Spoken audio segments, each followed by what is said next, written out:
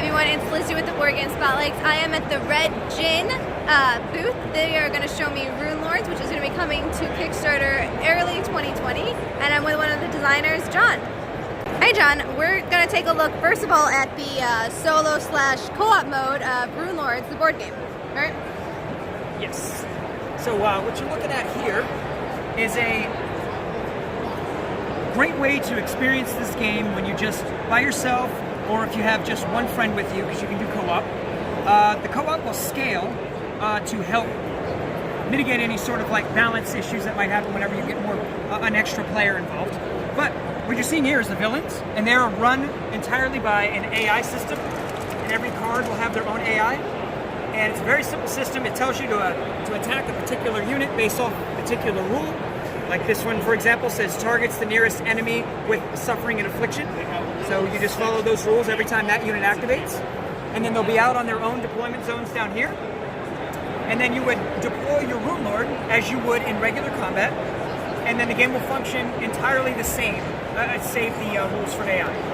Every one of these scenarios they're called adventures, and there'll be a boss that you'll have to beat, and there'll be a little backstory as to why you're fighting them. And then we have multiple maps in our game that are double-sided like this. So it's modular. There are 2 more tiles, so there are 6 tiles on each map. You're seeing 4 of them here.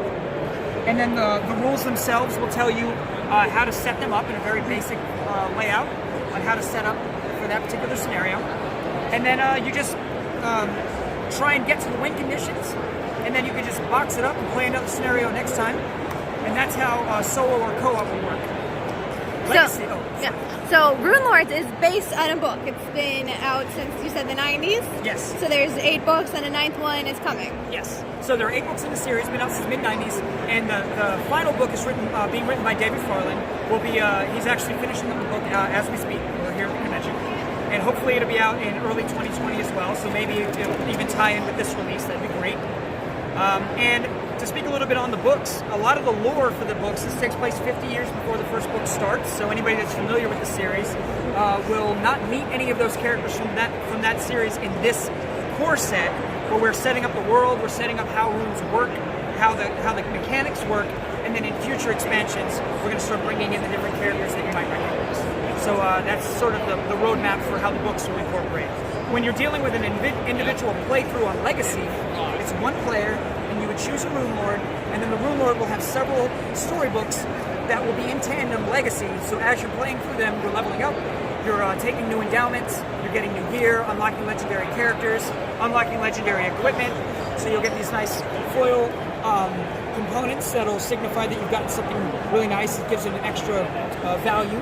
And then you just keep those things into the next story, into the next, until you've completed that particular Runelords campaign. And then you can try the next campaign for the next Runelord, and so on. And there are 4 Runelords in the core set, and we hope to unlock many more throughout the Kickstarter, and then release them in the future in expansions as well. Let's go over to the next table where you have set up the combat. Yes. So this table, what you're looking at here, you're seeing a 1v1 on 1 prototype, and then we have another whole separate prototype here, so the game is not this big. You're looking at 2 separate prototypes here, but you're seeing a 1v1 happen here. And this is Sean Engel here, the other game designer, who's putting into the rental of a demo. And it is a skirmish game with really intuitive but robust hex-based combat. But underneath it is a CCG. And what I mean by that is there's actual meta that is driving these Runelords. So every Runelord will have its own deck with its own set of support cards and its own set of reinforcement cards. And the reinforcement cards all have their own standees that will have a physical presence on the battlefield. Where your support cards, and they're denoted by these little flags on the bottom that you see there, any support cards are drawn into a hand, and then over activation you're drawing more and more cards, and it's giving you more options to support your reinforcement. And these are kind of secret in a hand. And then we have equipment, and equipment comes out of these baggies. There are 4 types. You get melee, ranged, armor, and then you get traveling gear. And then those get deployed out onto these inventory slots that are located on every deployment zone. So your Runelords, special deployment, they have their own gear and so on. And then as you lay a unit out, so let's say I was going to deploy here, I would deploy a card, and I would draw my Deadeye, and she says that she gets a bow. You can see that icon right there. So I would grab the bow bag, and I would take a ranged weapon from here, see what it is, and then it would go on her deployment slot. And that's how that works. And this, like I showed you here, this is a 2-player, but you can get up to 4 players that can do this. And as I mentioned before, these maps are 2 additional tiles bigger than what you're seeing here. And then there's another map this size that also connects to this map. So if you have a 4x6 war table, a proper war table, you can connect 2 of our 12-tile maps, or 2 of our 6-tile maps to make a 12-tile, 57-inch gaming experience. So it can be a proper war unit. And we suggest that for 4 players. Especially if you have the time that would go into a typical skirmish game, which could get up to 3 hours if you do something like that. If you're playing a smaller game with smaller players, lower the tiles, and you can bring this game down to about an hour, hour and a half for 2-player, add about 30 minutes for each additional. So. And there's one more mode of the game that we had to talk about, correct? Okay, we're going to go to a 3rd table. Yes. So, this is not a mandatory game mode, and that is really important to stress. You can just get the game, grab a Runelord, use their build, and just play on either of these game modes that you saw here.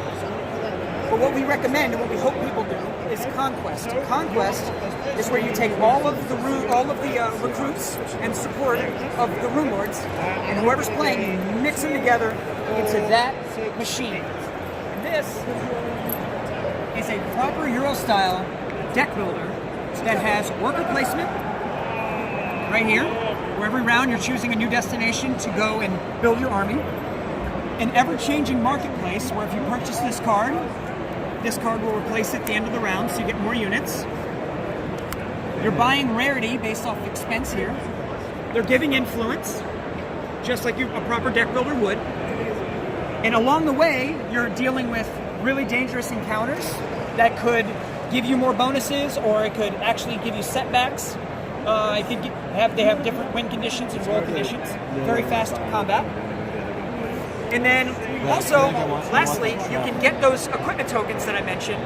But when you do the deck builder, you have multiple rounds to fine-tune what you need. It's not just RNG. You get to go, all right, this armor is going to work really good for this unit. I'm going to hold on to it, and then I'm going to put it in my armory. And then when I go to combat at the end, then you can properly arm your guys based off of what you strategically choose, as opposed to worrying about RNG. So again, this is not a mandatory phase of play. We highly recommend it, because what this does is it future-proofs the game. And what I mean by that is, Vera is in the first set, which is this Runelord over here.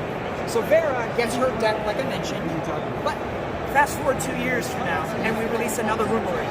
That Runelord comes with its own army. And if you do this deck builder, you now get to mix Vera's army with that army, and she gets a whole new breath of life into her deck. So there'll never be none of your Runelords from previous expansions will ever become dead.